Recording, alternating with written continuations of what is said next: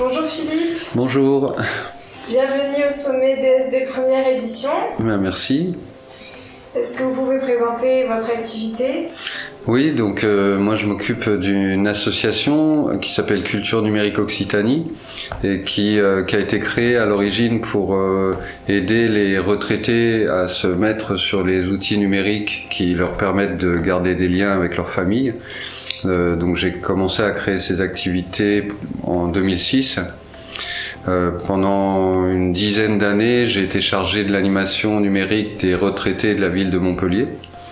Et donc on a formé des centaines et des centaines de retraités aux outils numériques. Nous, on y voit à la fois un lien en termes de maintien des liens sociaux, mais aussi en termes de maintien de la santé, des fonctions cognitives. La première cause des pertes d'autonomie, c'est l'isolement.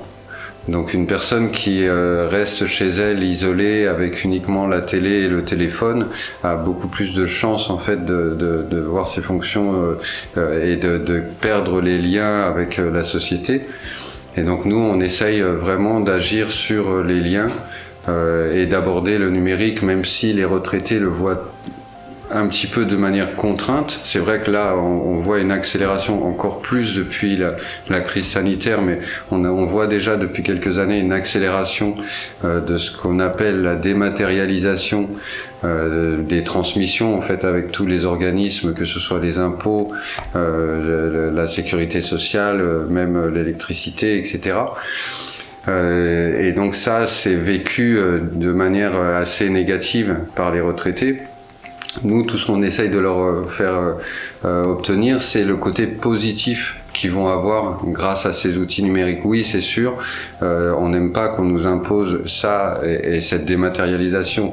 De notre point de vue, elle va peut-être même trop vite pour les populations qui... on a l'impression vraiment toujours d'être disruptés par un nouvel usage et du coup, les retraités, entre autres, ont du mal à suivre.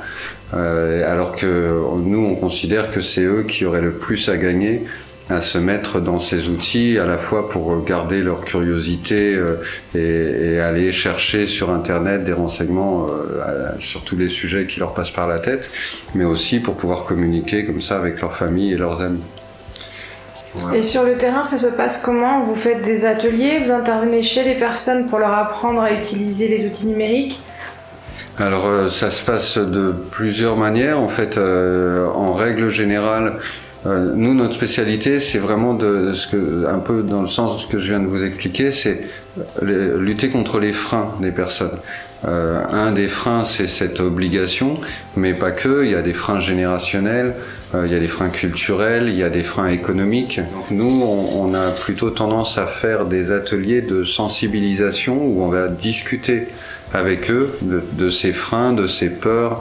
Voilà, il y en a qui ont tout simplement peur s'ils rentrent sur Internet, qu'on leur prenne toutes leurs données, toutes leurs informations. Voilà, bon, c'est pas forcément faux, hein, mais il faut les avertir. Et une fois qu'ils sont informés, en général, ils ont un peu moins peur. Donc nous, on a mis au point des ateliers pour lutter contre ces freins.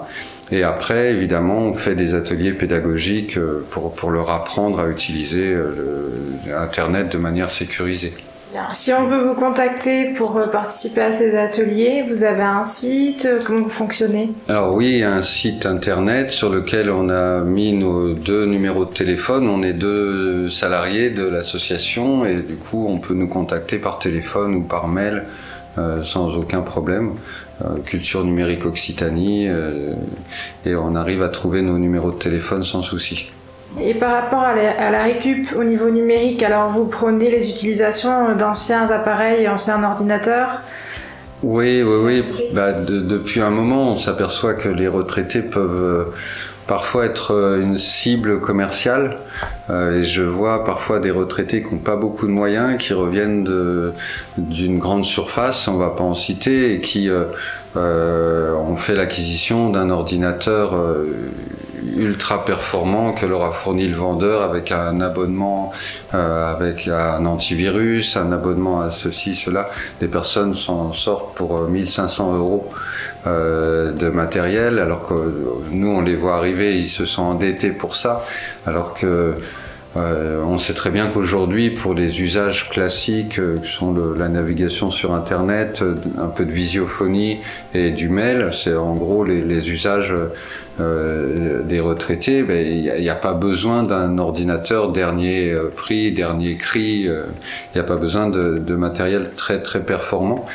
Donc nous, ça fait un moment qu'on s'est associé à des structures, des associations qui font du reconditionnement d'ordinateurs.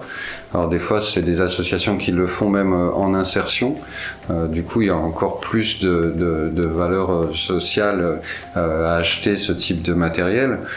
Et du coup, ça fait des appareils vraiment à prix tout à fait abordable, même pour des petits budgets. Nous, on estime aussi que c'est du coup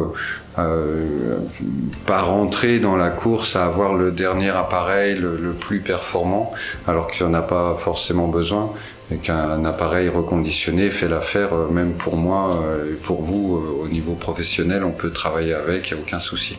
Voilà, donc ça c'est pour le volet reconditionné. On est aussi partie prenante d'un projet de tiers-lieu à Murviel et Montpellier.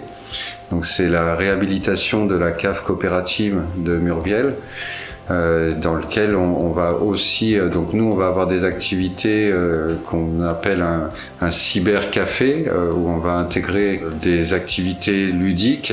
On veut surtout nous entraîner nos publics vers le côté ludique du numérique et pas rébarbatif, et donc du coup ça fait un moment qu'on a la conviction aussi que les jeux permettent à la fois de sensibiliser au numérique, de familiariser au numérique, mais aussi de faire fonctionner le cerveau. Si on prend un jeu stupide à première vue qui est Candy Crush, on pousse des bonbons de toutes les couleurs, enfin, on doit réunir des bonbons de différentes formes et différentes couleurs.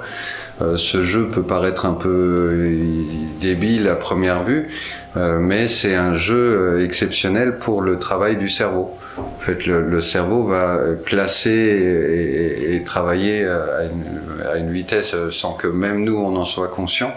Et donc des ergothérapeutes utilisent ce type de jeu pour faire travailler les fonctions cognitives. Donc dans ce projet de tiers-lieu, on va intégrer des jeux, des loisirs numériques, c'est-à-dire des jeux de piste, même de la robotique, de l'impression 3D. Voilà, et puis on intègre aussi, on crée sur place une association Repair Café, comme il y a dans d'autres communes, qui permettent de réparer des objets de la vie courante, et nous on sera là pour réparer des objets numériques. Voilà. Vous êtes combien dans l'équipe ? Alors on est 2 salariés et 3 bénévoles retraités très actifs. Voilà, et on est partenaire d'autres structures où il y a d'autres animatrices qu'on a formées nous et qui nous permettent d'aller dans des régions un peu plus éloignées. On a une animatrice qui intervient sur les Hauts-Cantons, du côté même de Saint-Pons, au Lonzac. On a une animatrice qui est partenaire avec nous, qui intervient sur le bassin de Thau. Et de l'autre côté, on va jusqu'à Lunel, Bayargues. Donc on essaye de couvrir au mieux le département, toujours dans le même but de sensibiliser les retraités au numérique et de les former à des usages qui maintiennent leurs liens sociaux. Donc c'est du numérique humain. Oui, on essaye, heureusement, oui, bien sûr. Oui, et puis surtout ne pas tomber dans cet excès qui fait que on n'a pas du tout le même discours par rapport aux jeunes, évidemment, que par rapport aux retraités. Moi, je regarde avec beaucoup plus d'indulgence et beaucoup moins de crainte une retraitée ou un retraité qui sera accro à son Facebook. Pour moi, c'est moins grave, beaucoup moins grave qu'un retraité qui risque plutôt de s'isoler. Alors que pour moi, le retraité, enfin le jeune va plutôt s'isoler avec ce genre d'outils, alors que le retraité va plutôt s'ouvrir avec ce genre d'outils. Donc c'est pour ça aussi que des actions intergénérationnelles sont vraiment très très intéressantes. sur ce domaine précis du numérique. On peut apporter vraiment la peur de rien de la part des jeunes à la peur de tout de certains retraités. Du coup, on va arriver à un équilibre relativement sain. Vous faites des ateliers intergénérationnels des fois ? On en fait quand on peut. On a même fait des interventions avec des jeunes et des personnes en maison de retraite. Carrément en maison de retraite, et on a formé des personnes de plus de 90 ans.